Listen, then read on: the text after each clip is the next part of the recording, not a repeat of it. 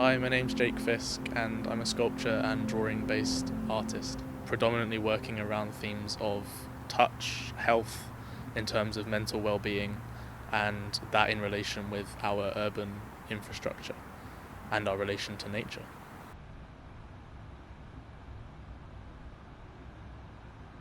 Currently, during lockdown, I've been doing a lot of life drawing.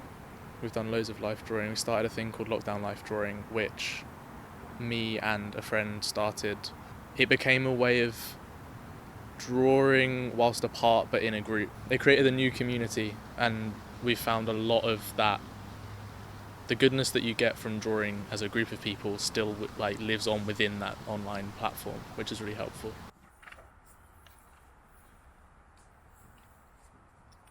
The need became apparent when everybody was just kind of mooching around doing their own thing, but everyone kind of needed a bit of structure. I think that was one of the weirdest things that became apparent, was that we all had our own time to do whatever we wanted with. There was no longer, none of us were working with institutions necessarily. Everyone kind of moved back home, dissipated, and then we had to kind of restructure our own lives, and that was being spat out into the real world post art school as well. So that was kind of a big part of it. It formed, we would have 2 sessions weekly, and that would form a nice structure basically to work to and give allotted time. So there would be 2-hour periods where we would just be doing life drawing, and it would give a real sense of it was just really nice to have designated things to do during a day where the rest of your time is completely free. That can often feel overwhelming.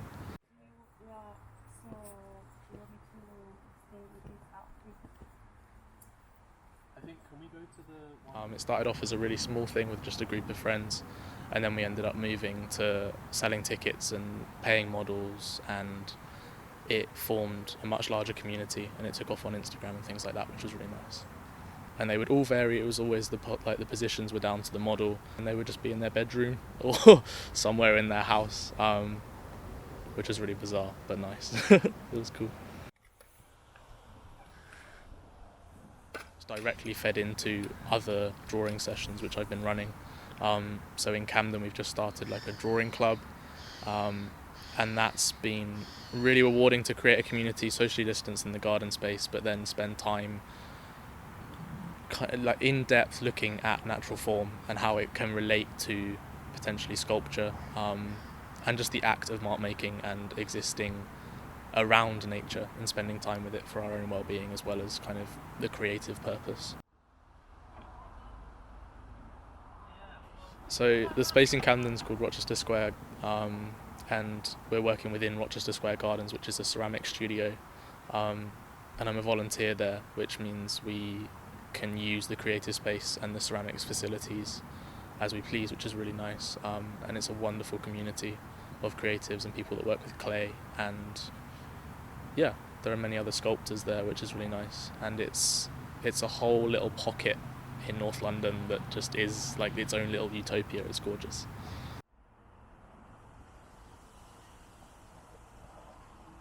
Natural forms are really important because when looking at our relationship to urban spaces, the opposite in terms of if we're looking at urban spaces being a place of discomfort potentially, and a space of isolation, and a space of just somewhere that can be quite difficult and harsh to be. Natural forms and nature form the complete opposite of that, and they feel most disparate. And when you're within that, green is the colour of relaxation and calm, and it's nurturing basically. And natural forms, for me, spending time with them becomes a nurturing experience.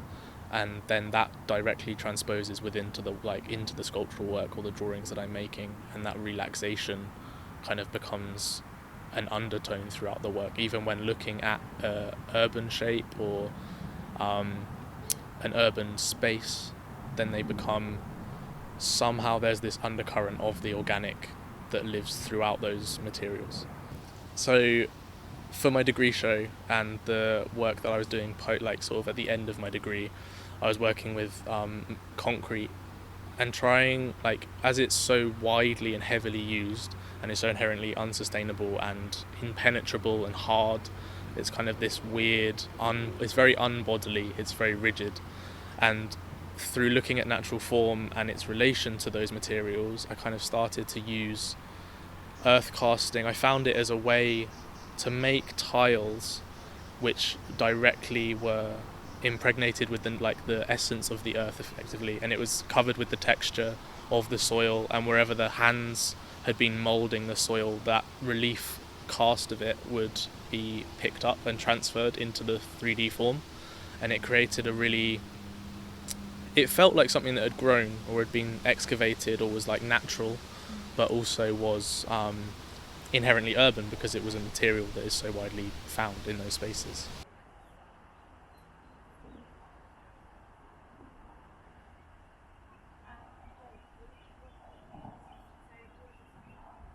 Ceramics has become a way of using a material of the earth. It feels really organic, and it's a really interesting process to work with something so malleable, directly from nature, and then to be able to kind of dry it out, fire it, glaze it, and it's this process of solidification which becomes really interesting, and of permanence. And I think a lot of the work that I'm making deals with that issue of permanence and impermanence, and how urban spaces are made to be infinitely there. There is no sense of entropy or time. Like, there's no time scale when you're looking at these things, and they're kind of, I like to see work that has a kind of imprint of human activity almost, and that's where a lot of the ceramic work comes from, because it's so tactile and it holds a lot of the maker's hand almost, and there's an element of time and human within it, which I really like.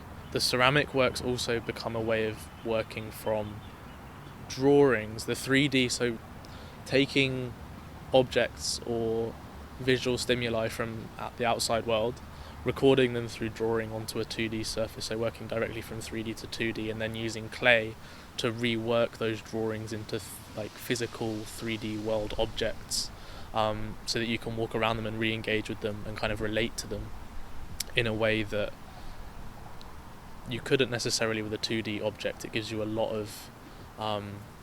more stimuli in terms of touch, which I really like. Going forwards, I'm going to be sort of working a lot with drawing, because lockdown's kind of forced everything to be a bit smaller, and I haven't had such a large studio or workspace. So I'm using that as a kind of a vehicle to start to make more 3D objects, but on a more domestic scale. So that's where ceramic comes in, and a small amount of carving, but all in relation to drawing and the urban and natural environments, and the kind of the sense that you get from them, and the emotional response to those spaces.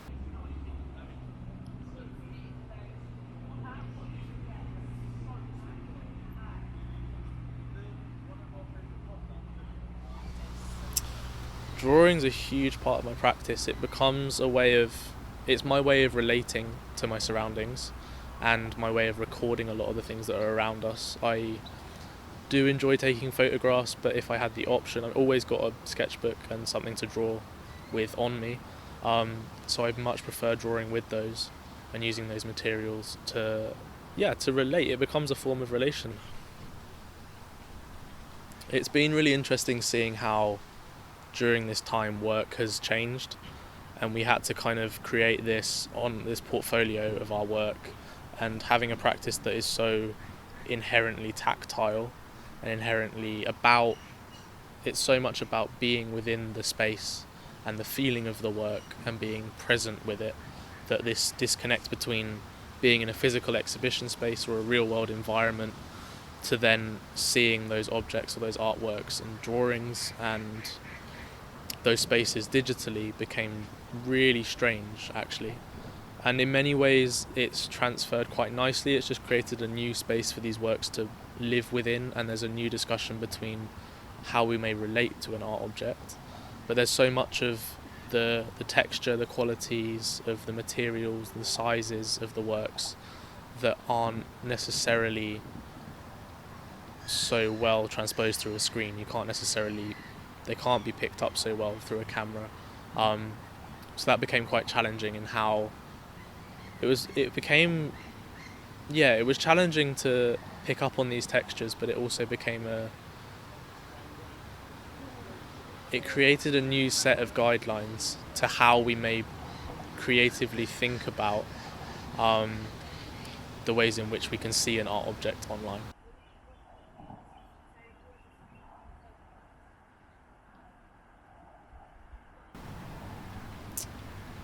I think it has made art more accessible. It's definitely changed the audience in terms of it's a wider audience, and you have a much greater reach without an exhibition being necessarily a physical, real world place. It becomes something that can be shared to thousands and millions of people throughout the whole world, and it can all be viewed through anyone with internet or a digital device, which is incredibly amazing.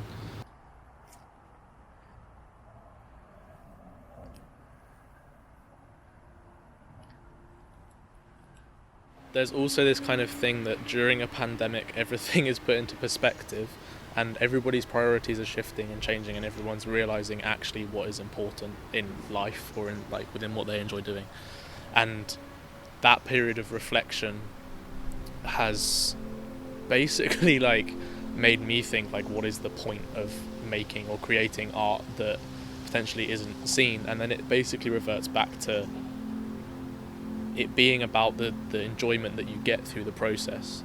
And that's where natural forms kind of really tie into my work, because spending time with them, looking at them, enjoying their forms, enjoying their, the energy that they give off, there's something really nurturing about it that you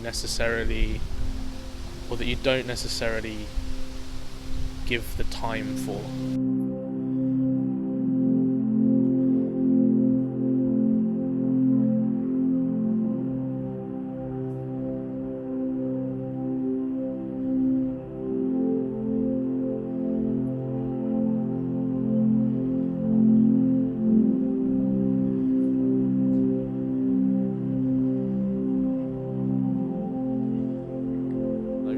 So for these first two drawings, we're going to be working in about 2.5 minutes, and we're focusing on the form of the figure as a whole, kind of working with the silhouette of the black clothing against that cloth and trying to capture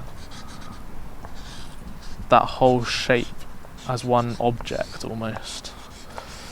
So thinking really sculpturally about the body and the shapes in which it's making. So going up round this arm here and filling that in.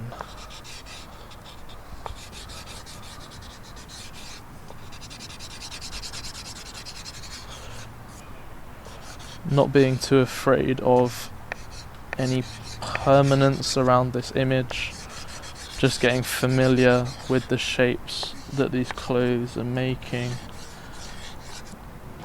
as well as the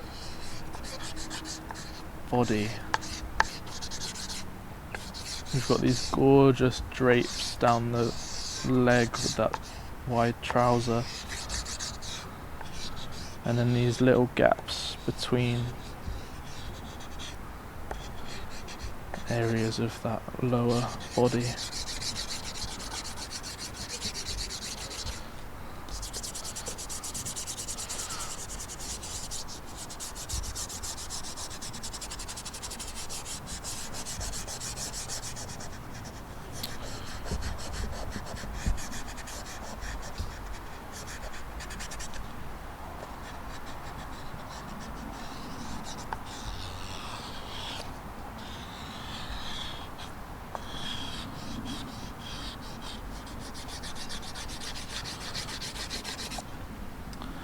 One useful technique when you're looking at the figure in this way is if you squint, you can see the tone rather than necessarily all the details of the fabrics and the skin, which helps just capture the form as a whole.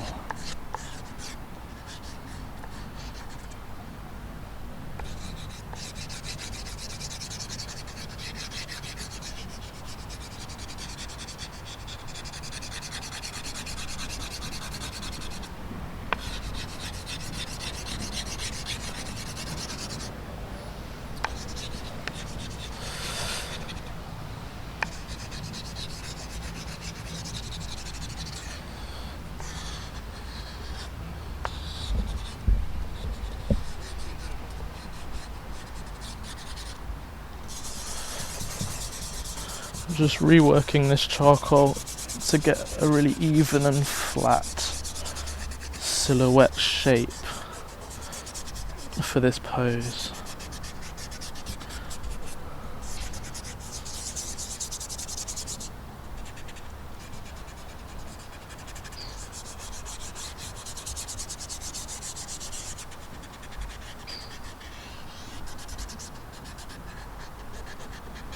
And that hand comes out here.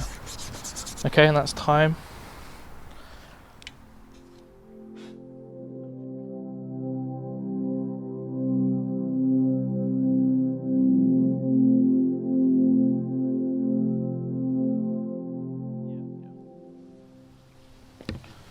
Okay, yeah, brilliant. So we're going to do a 2.5 minute pose, kind of looking at this figurative posture in relation to silhouette and kind of capturing all the outside parts of the form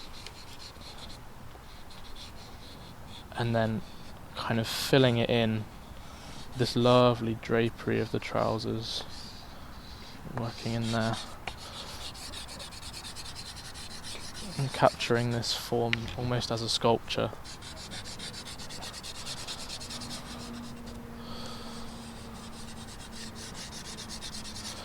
We're kind of working very quickly to get this rough shape, capture the space that is filled.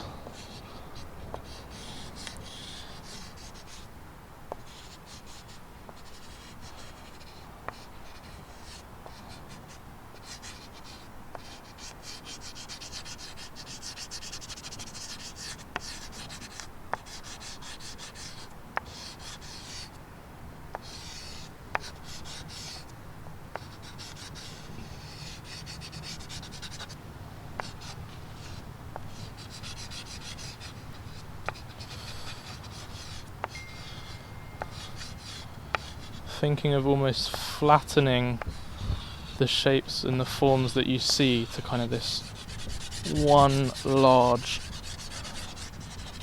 shape.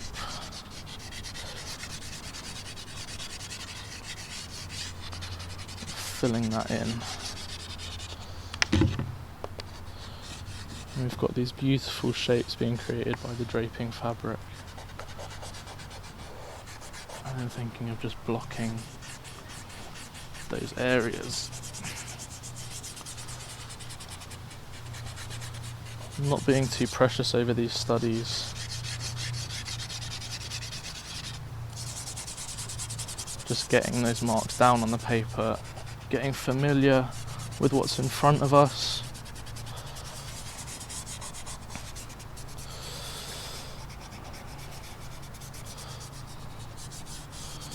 I'm just reworking this charcoal so that I've got a really flat.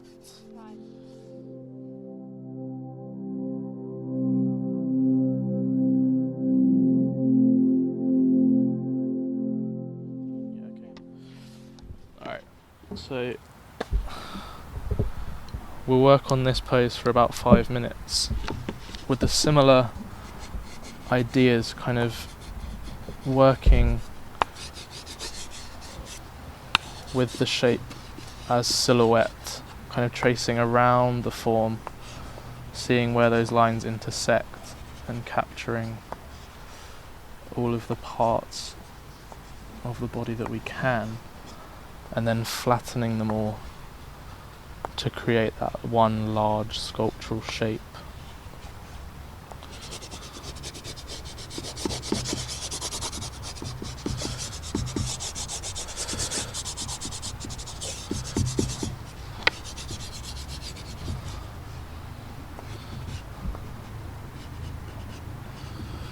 And again, I'm kind of squinting to see that black against the white background and against the grass,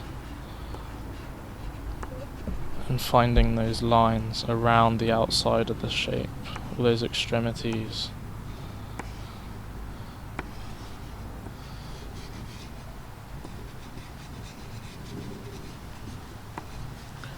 Working quite loosely, just capturing as much of this position as possible.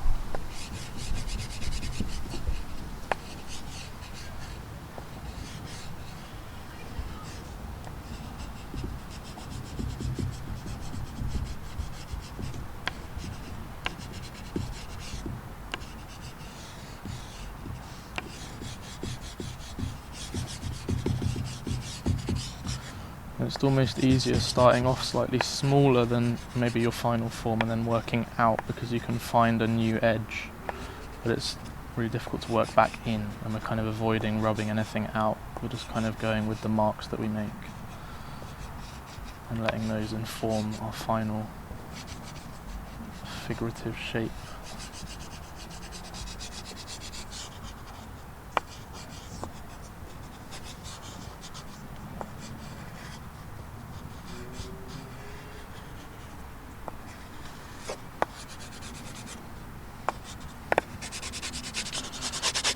And then I'm just using the side of the graphite to fill in those larger areas.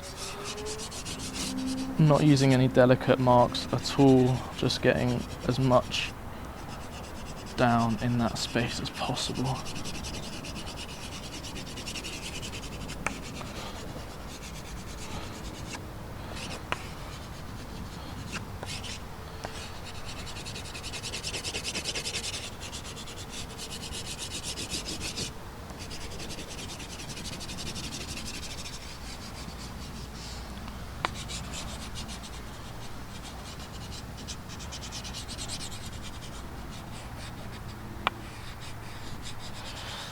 Correcting those outer lines a little bit.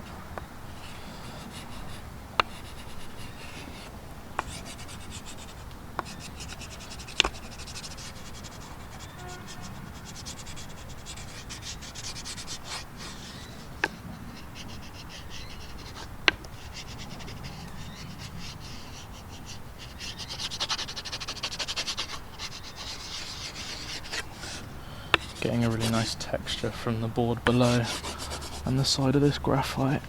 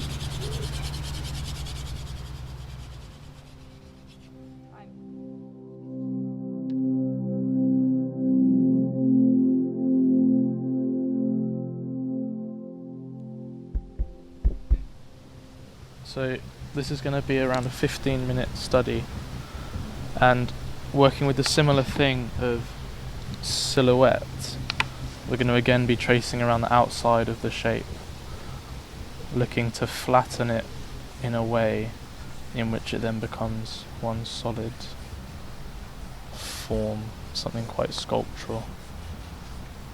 So just tracing around.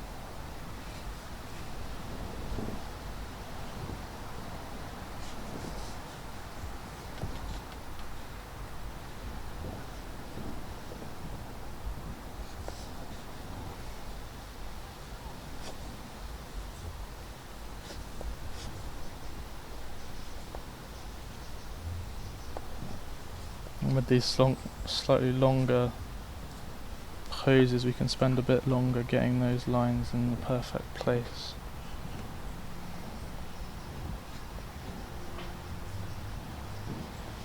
Really making sure to look at the subject as much as we are, if not more, than what we're actually drawing, putting on the paper.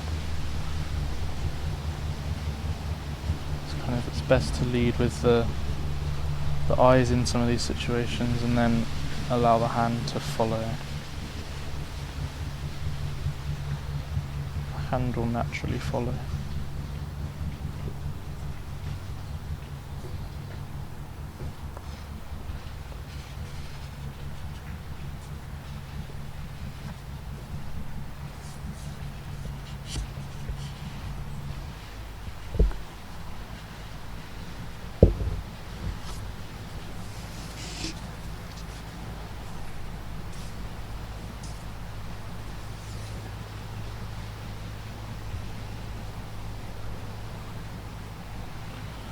Trying our best to capture each of these little creases that are kind of forming the outline of the clothing.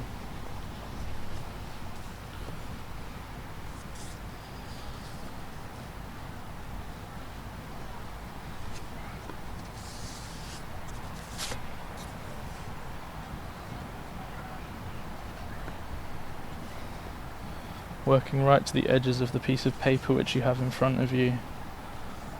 Getting as much information down on that bit of paper as possible.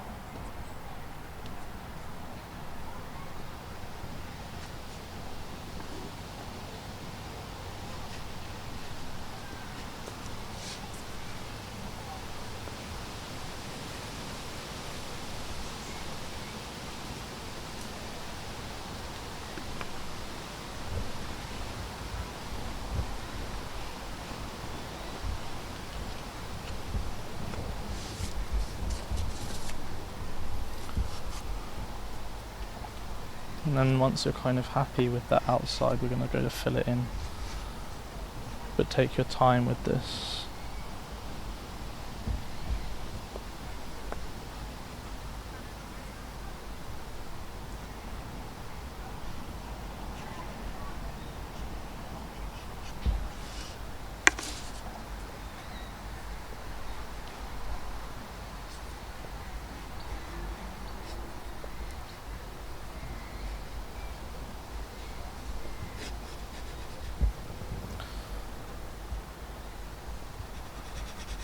Making sure to pay attention to all these bits that intersect quite abruptly, and then all the pieces that, all the lines rather, that kind of blend into one another once they're flattened.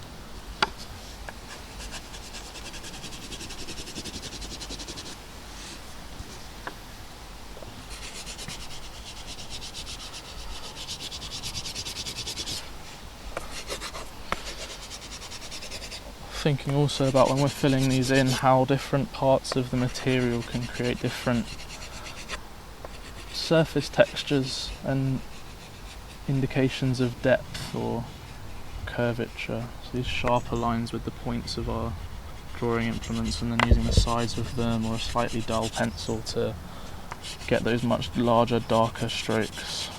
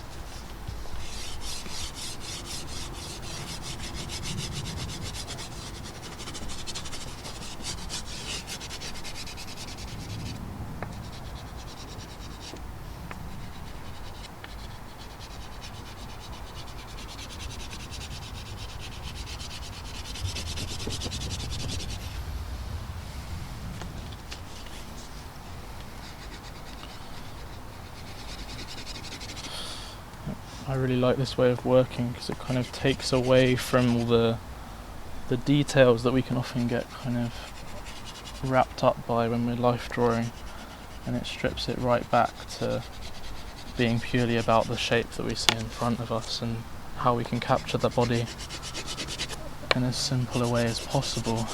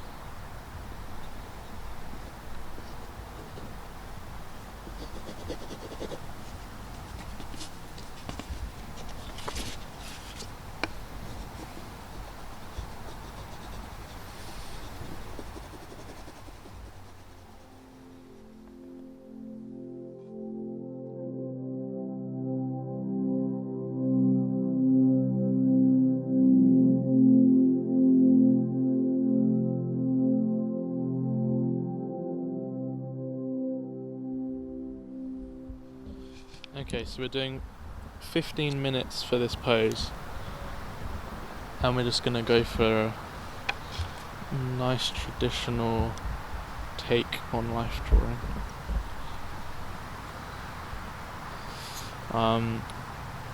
Yeah, we've got this gorgeous sunlight to work with.